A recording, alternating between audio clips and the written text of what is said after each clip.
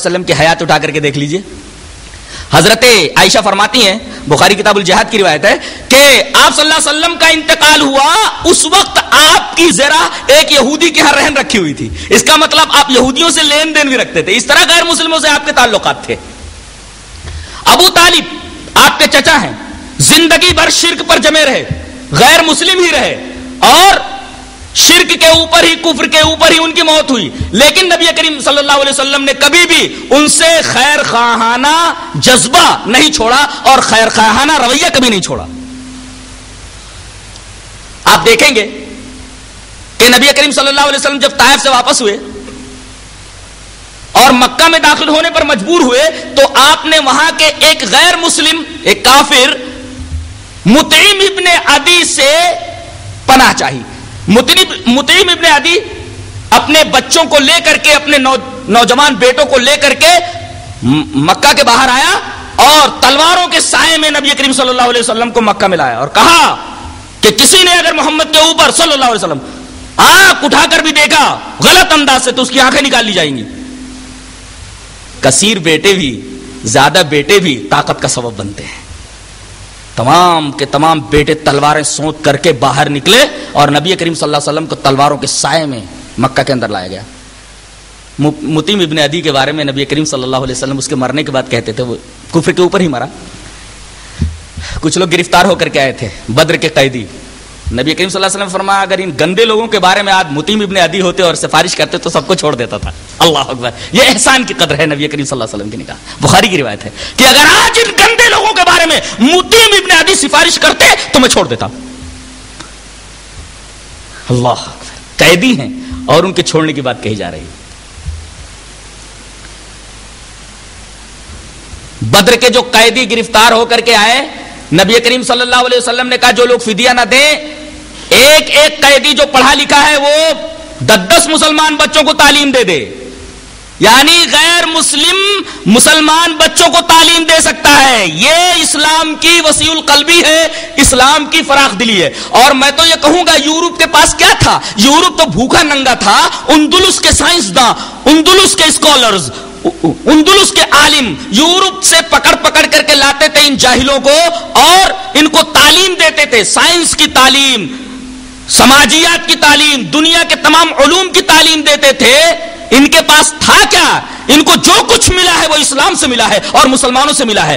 ان کو کم سے کم یہ احسان نہیں بھولنا چاہیے کہ ہم کو جو کچھ حاصل ہوا ہے آج طاقت کے نام پہ, روشنی کے نام پہ, سب کچھ مسلمانوں کی دین ہے. لیکن جب مسلمانوں کے خلاف, اسلام کے خلاف مکروہ اور ناپاک جذبے دلوں کے اندر پیوست ہو جائیں تو پھر کون کسی کے احسان کو تسلیم کرتا ہے, کون کسی کے احسان کو مانتا ہے؟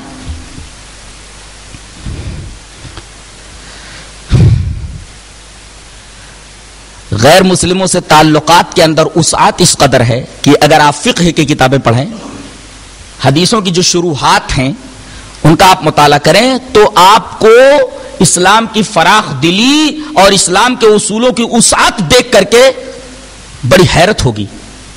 ابو امامہ کے بارے میں بیہقی کے اندر ایک روایت ہے کہ جب بھی وہ کہیں سے گزرتے, حضرت ابو امامہ, بیہقی میں دیکھ لیجئے, حضرت ابو امامہ رضی اللہ تعالیٰ جس طرف سے گزرتے ہر ایک سے سلام کرتے, چاہے وہ نصرانی ہو, چاہے وہ ذمی ہو, چاہے وہ یہودی ہو, چاہے مسلمان ہو. لوگوں نے پوچھا ہر ایک کو آپ سلام پھینکتے پھرتے ہیں, سب کو سلام کرتے رہتے ہیں. نصرانی ملے تو سلام کر لیتے ہیں, یہودی ملے تو سلام کر لیتے ہیں, ذمی ملے تو سلام کر لیتے ہیں, مسلمان ملے تو سلام کر لیتے ہیں, غیر مسلم ملے تب بھی سلام کرتے ہیں. ہر ایک کو السلام علیکم بولتے ہیں.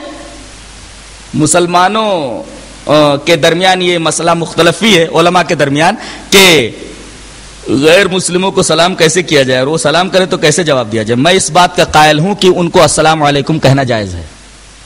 وہ اگر السلام علیکم بولے تو وعلیکم السلام کہنا جائز ہے. میں حضرت امامہ کے اس فعل کے اوپر متفق. حضرت ابو امامہ فرماتے ہیں کہ میں جہاں سے گزرتا ہوں سب کو سلام کرتا ہوں, چاہے وہ مسلم ہو چاہے غیر مسلم ہو. ان سے پوچھا کہ ایسا کیوں کرتے ہیں؟ کہتے ہیں کہ اگر مسلمان ہے تو اس کے حق میں السلام علیکم برکت کی دعا ہے, اور اگر غیر مسلم ہے تو اس کے لیے امن کا اظہار ہے کہ میری طرف سے کم تو سلامتی میں.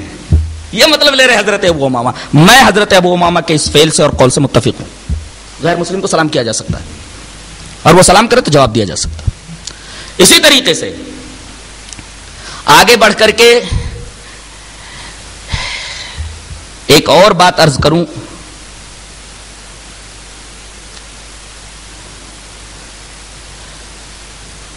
کہ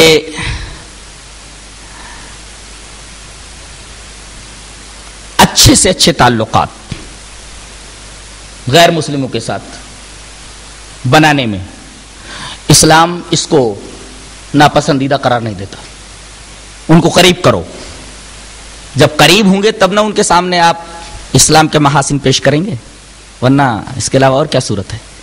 یہاں تک کہ ایک بات مطالعے میں آئی، مجھے بڑی حیرت ہوئی کہ حضرت علقمہ ابن قیس رضی اللہ تعالیٰ عنہ کو جب قرآن کے مزید نسخوں کی ضرورت ہوتی، پہلے تو پریس وغیرہ نہیں تھے، حضرت علقمہ ابن قیس کو جب مزید نسخوں کی ضرورت ہوتی، کوئی مسلمان آ کر کے کہتا کہ میرے پاس قرآن نہیں ہے، تو کہتے اس وقت تو قرآن موجود نہیں ہے، پریس تو تھا نہیں کہ فوراً چھاپ لیا جائے، ہزاروں کی تعداد میں لاکھوں نسخے چھاپ لیے جائیں۔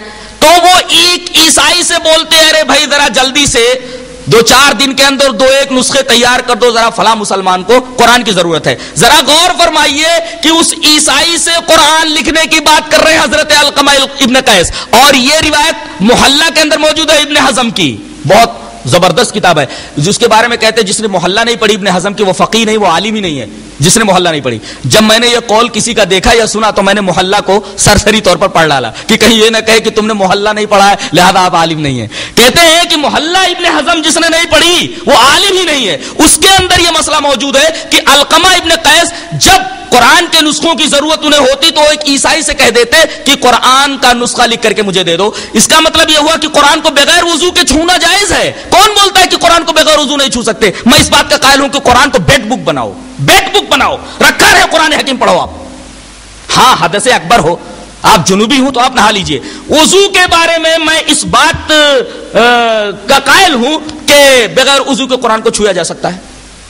اچھا اب آپ کہیں گے کہ قرآن میں ہے لا یمسہ الا المطہرون، میں المطہرون کی تفسیر سعید ابن جبیر کی مانتا ہوں۔ سعید ابن جبیر نے تفسیر کی ہے کہ المطہرون سے مراد ملائکہ ہیں، اور یہاں حکم نہیں ہے، اطلاع اور خبر ہے، نہیں چھوتے ہیں اس کو مگر پاک لوگ، پاک ہستیاں۔ یہ پاک ہستیاں کون ہے؟ ملائکہ۔ اور یہ جملہ خبریہ ہے، جملہ اطلاعیہ ہے، جملہ امر نہیں ہے، یہ امر نہیں ہے، حکم دیا جا رہا ہے کہ جو پاک نہ ہو قرآن کو نہ چھوئے، اطلاع ہے اور خبر ہے۔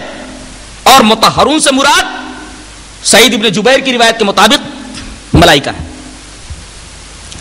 اور اس بارے میں میرا خیال ہے جتنی روایتیں آتی ہیں کہ اس کو بغیر وضو نہیں چھوا جا سکتا، ساری روایتیں ضعیف ہیں۔ اگر کوئی صحیح روایت بتا دے تو میرے علم میں اضافہ ہوگا۔ اس کا مطلب یہ ہے کہ کسی غیر مسلم کو بھی قرآن دیا جا سکتا ہے، لے بھائی پڑھ، یہ تیرے رب کا کلام ہے، اس کے لیے تو وضو کی ضرورت ہے، اس کے لیے کسی پاکی کی ضرورت ہے، اٹھا کر کے قرآن اس کے حوالے کرو کہ یہ تیرے رب کا کلام ہے، یہ تیری بات ہے، یہ تیرے دل کی آواز ہے اور تیرے رب کا پیغام ہے، تو پڑھ اس کو۔ اس بات کا قائل ہوں۔ آخری سوال رہ جاتا ہے کہ اگر یہ دین رحمت ہے تو جانوروں کو ذبح کرنے کی اجازت اسلام میں کیوں دی گئی ہے؟ اس سلسلے میں پہلے 2 روایتیں پیش کرتا ہوں، اس کے بعد بحث کو آگے بڑھاتا ہوں۔ پہلی روایت حضرت عبداللہ ابن عباس سے، وعن عبداللہ ابن عباس رضی اللہ تعالی عنہ قال قام رسول اللہ صلی اللہ علیہ وسلم على رجل واضع رجله على صفحة شاة ويحد شفرته وهي تلحظ إليه ببصرها فقال أفلا قبل هذا أتريد أن تميتها موتا تابعه حماد بن زيد وعاصم وقال اتريد ان تميتها موتات رواہ البیہقی فی السنن الکبریٰ فی کتاب الضحایا۔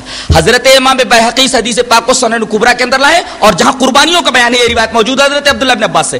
حضرت عبداللہ ابن عباس فرماتے ہیں کہ نبی کریم صلی اللہ علیہ وسلم ایک راستے سے جا رہے تھے تو دیکھا کہ ایک آدمی نے ایک بکری کو پچھاڑ رکھا ہے اور اس کے گردن کے اوپر لات رکھ کر کے اس کے سامنے چھری کو تیز کر رہا ہے، یحد شفرتہ وہی تلحظ الیہ ببصرها، بکری ڈر کے مارے اس چھری کو دیکھ رہی ہے، نبی کریم صلی اللہ علیہ وسلم کھڑے ہوئے اور آپ نے فرمایا افلا قبل ھذا، اس سے پہلے چھری کو کیوں تیز نہیں کر لیا؟ اتريد ان